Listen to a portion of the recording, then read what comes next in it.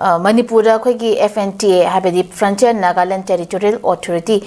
khoi gi manaba demand ama soidina India lengang na manipur manungda tokhaiba khoi gi tokhaina lening ba furup khara da pira kadra habegi chingnaba miyam gi manaka chawni leire haina paper da su phongli khoi gi Frontier Nagaland Territorial Authority natraga masiga manaba kanglon amata khoi gi manipur da pusalapa yaroi haina khoi gi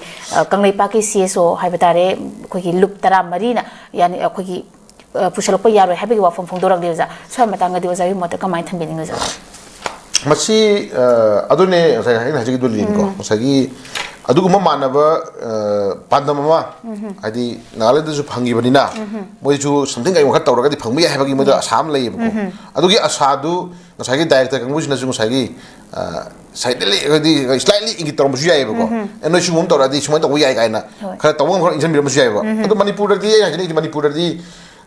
laiba hanagi laiba film jidagi kai machet ama kai na hona kom damda afabudi wei roi adi ko ai hajini ngisa afabudi wei roi manipur gi hana lajari ba khogi ipai pu thambiram ba khogi laiba state gi bangi boundary ko laiba state gi manung structure ko manung da khogi laiba government gi provision gi matungina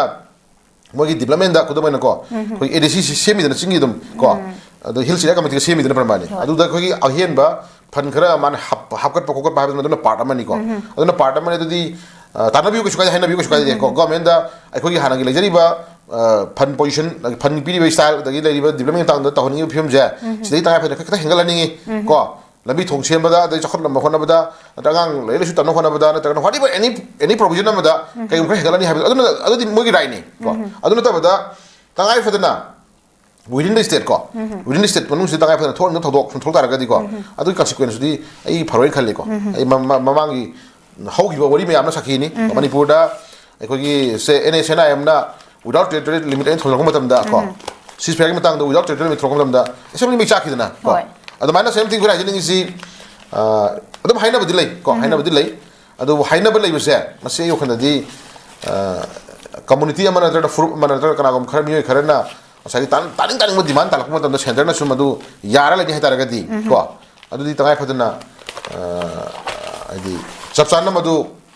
India ki level lusing machine ai tare ko political lusing machine na madu manipur se civil war ma thokna na bar takna kai mo sakar da mai hong na invite to ni ko lor kane ko aduna hoi mi amagi yaba ya da bana mani mi duna pame demand to di mi pamani ko mai right to one of the people por mani ntra aduna mi duna tajari ba demand do manam chai or chade ha di lo point le jari dina pramani aduna so to point amni duna la yebi shoe je center ki lusing machine su ngam me ha dana su atopa station ko manipur man han ba di yaro ko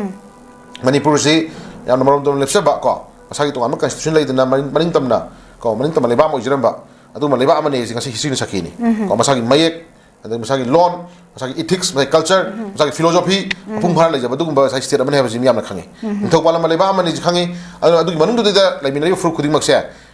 ining to pan mi ma yam ngana ngasi ba buda kana go mi ma bu tur khong pi dana koi loina khiwa lai te ko aduna api pagi aso bagi lai minari khunda minari fruit khuding makse amato na koi nuksina lai minari ori du koi yaw lai natra adu manung du kana go kharana tawbang me kana go kharana pisa paire kana go kharana yarani na putuk tor putudi adu consequence phadong mande ina khamli ko aduna adu tar ga du consequence to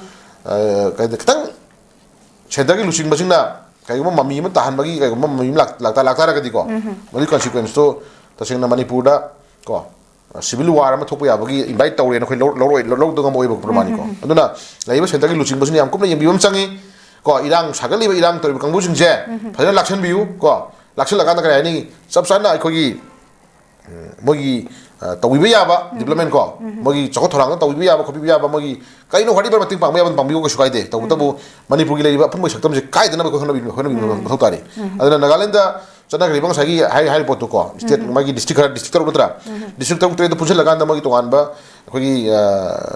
area ma hitare ko khoi phangre haidana maduga mana mong du manipur du implement to haida ga di tasengna khena ba legani ko khena ba legani hajiri aduna oi tan ma demand di ka shukai de adu ma mayam du tale haidana nagaland gi du ba phangna bona matam da nagaland gi du ba sagi stakeholder mayam na da ge to to ban le ba president mayam da logi role du ga ngasi mo logi khena ba le ko ado Meena फंगना होना की बदुना मागी development या कोई semi दबा साबी दबा को कोई हन्ना young दबा कोई दबा या मत बुखल का तवे मी गिनो अदुआ चाप चाना मत को मेगा इना की को अगो मोगी सी मोइना सी खालिसिना नुपी आंगां खरा रेप तोगा मिसम खरा हालागा आंगां खरा हालागा ꯑꯗꯒꯤ ꯀꯝꯃꯨꯅꯤꯇꯤ ꯈꯔ ꯆꯥꯎꯕꯁꯤꯡ ꯅꯝꯁꯤꯜꯂꯀꯥꯟꯗ ꯐꯪꯅꯤꯡꯉꯥꯏ ꯍꯣꯠꯅꯕꯗꯨꯗꯤ ꯑꯅꯤꯗꯣ ꯌꯥꯝ ꯈꯦꯠꯅꯩꯌꯦꯕ ꯄꯣꯠꯇꯨꯀꯣ ꯑꯗꯣ ꯑꯩꯈꯣꯏ ꯁꯤꯗ ꯇꯧꯔꯤꯁꯤꯅ ꯗ꯭ꯔꯒ ꯊꯥꯔꯒ ꯃꯤ ꯍꯥꯠꯂꯒ ꯃꯣꯏꯒꯤ ꯑꯄꯥꯝꯕꯗꯣ ꯐꯪꯅ ꯍꯣꯠꯅꯕꯅꯦꯕ ꯑꯗꯨ ꯑꯣꯏꯇꯥꯔꯒꯗꯤ ꯗ꯭ꯔꯒ ꯊꯥꯔꯤꯕ ꯃꯤ ꯍꯥꯠꯂꯤꯕ ꯀꯥꯡꯕꯨꯁꯤꯡꯗꯣ ꯃꯗꯨꯒꯤ ꯑꯦꯒꯦꯟꯁꯇ ꯀꯣ 시그리베 임 문ung도기 마기 타모기 미누기 피랑 시그리베 임 문ung도기 마기 삐엔더버기 콜라오 그 갱랩 또 비기 비시 매 암도기 마기 마친 뭐바 어퍼마마기 마친 뭐바 매 암도기 마기 삐엔더버기 콜라오 그 망그리베 매 암도기 삐엔더버기 콜라오 드럭 타르 차이슈 매 망글레 지기 삐엔더 콜라오 이제 시디 그 림 돌아오게 보고 아도나 짭짭하면 저는 가네 보고 린 아도는 사이코 저기부터 자기 다시행나 시기 맞다면 여러분하고 되거나 모이제 그만이나 거나 컴프로마이즈 하고이노 모이제 그만이나 거나 그래 프로자 마신 힘이나 되게 뭐 호다이 거 ꯆꯠꯃꯤꯟꯅꯕ ꯀꯩꯁꯨ ꯀꯥꯏꯗꯦ ꯆꯥꯃꯤꯟꯅꯕ ꯀꯩꯁꯨ ꯀꯥꯏꯗꯦ ꯅꯨꯡꯁꯤꯅꯖꯦ ꯍꯥꯏꯕꯗꯤ ꯑꯩꯈꯣꯏ ꯑꯗꯨꯝ ꯄꯥꯝꯃꯤ ꯅꯠꯇ꯭ꯔꯥ ꯑꯗꯨ ꯏꯁꯨ ꯗꯦꯠ ꯅꯨꯡꯁꯤꯅꯕ ꯌꯥꯗ꯭ꯔꯤꯕ ꯉꯁꯤ ꯃꯅꯤꯄꯨꯔ ꯂꯩꯉꯥꯛ ꯁꯦꯝꯕ ꯃꯇꯝꯗ ꯌꯥꯔꯒꯦ ꯌꯥꯎꯖꯔꯒꯦ ꯁꯧꯒꯠꯃꯤꯟꯅꯔꯁꯤ ꯃꯅꯤꯄꯨꯔ ꯀꯟꯃꯤꯟꯅꯔꯁꯤꯅ ꯊꯣꯛꯂꯛꯏꯕ ꯀꯥꯡꯕꯨꯁꯤꯡꯗꯨ ꯐꯥꯎꯕꯗ ꯊ꯭ꯔꯦꯠ ꯇꯧꯔꯤꯁꯤꯗ꯭ꯔꯣ ꯃꯣꯏꯅ ꯅꯠꯇ꯭ꯔꯣ ꯏꯐꯣꯡ ꯊ꯭ꯔꯦꯠ ꯇꯧꯔꯤꯗ꯭ꯔꯣ ꯇꯥꯔꯤꯛ 20ꯒꯤ ꯃꯅꯨꯡꯗ ꯅꯁꯥꯅ ꯔꯤꯖꯥꯏꯟ ꯇꯧ ꯇꯥꯔꯒꯗꯤ ꯅꯣꯏ ꯑꯍꯛꯄꯁꯦ ꯂꯥꯛꯄꯤꯔꯅꯤ ꯀꯥꯏꯅ ꯑꯗꯩ ꯀꯩꯅꯣ ꯃꯣꯏ ꯀꯨꯀꯤ ꯀꯩ ꯏꯁꯇꯔꯟ ꯖꯣꯟ ꯍꯥꯏꯕ꯭ꯔꯥ ꯀꯩꯅꯣꯗꯨꯒꯤ ꯀꯥꯡꯕꯨꯗꯨꯅꯁꯨ ꯅꯤꯝꯆꯥꯛꯀꯤ ꯍꯥꯠꯄ ꯃꯇꯝꯗ ꯂꯨꯄꯥ ꯂꯥꯛ 10 ꯃꯗꯨ ꯍꯥꯠꯄ ꯃꯇꯝꯗ ꯂꯥꯛ 10 ꯀꯥꯏꯅ ꯂꯧꯊꯣꯛꯇ꯭ꯔꯣ ꯑꯗꯨꯗꯤ पैसागी मागी पावर्स क्या मेरे में बिरो बको अदुंगांगे बको जुमंगाई मोगी पैसागी पावर्स है छाई और हने लेते बको मणिपुर दा कना गम तबंग कम खरा मोई पैसा नंग मोई सिन रप याय मी फारक याय पुलक याय मी हाल मरप याय को अदागी मोगी पैसागी पावर्स क्या हम कल खै यिंगसेबा पैसा काय Laiba drug Laiba drug drug थारी कंबु जुनि खैना छाई एदाज कममाइज सौदा क्वेश्चन लाइने बको अन इशू दे जाम लाई अदुना हजि लै फिल्म जे मणिपुर की इशू जे खै याम कुपना लाइबा सेंटर लुसिंग मसिने खै याम कुपना खै येंगगदि सिलौबिदब यारोइको नकन नामतगी गोय मियंग लाक्तारगदि लिरिन अदुदि अखोय करै हाइनी फजब कंसिक्वेन्स हाइदारेको हा फजब कंसिक्वेन्स थोलवाइको फजब कंसिक्वेन्स थोलवाइ दन लि फिल्म जे कोइना हाइगी कुपना यम चंग हजि से तंगाइ फदे कोइना याम येंग यारि जे लिरिन हजि से बफर जोन को अदु जोन दा जोन थमनदना से मयाम दि गवर्नमेंट दि लाइति हाइबा को लाइति हाइबा गवर्नमेंट दि लाइति हाइबा को देन फिल पोजिशन अदुम लेहनबा को मसिजु कोइ अदुम एप्रेसेंट दि लै तसिना मोइना पामिबो डिमांड सि तसिना मोइना सेपरेट एडमिनिस्ट्रेशन यूनिट दि हाइ सि बफर जोन टाइम थमजलगा मी चंगमय खोपय हांद्रमिना तसिना सेम रजा लगा कोइ खन्म लैदन खोइ दको अदुना दुगो मयाम दो सॉरी अदुगो मयाम दो लेन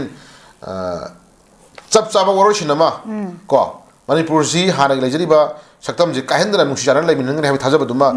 लैबा सेंटरगी लुचिंगबा इंडिया लेंगा की लुचिंगबा को अदुगा मणिपुर की लुचिंग मसिन मदु स्लाइटली पीबी बनिना मदु थाजबदु प्रोग्राम याम यिंग लैबि वानेबो तसेंना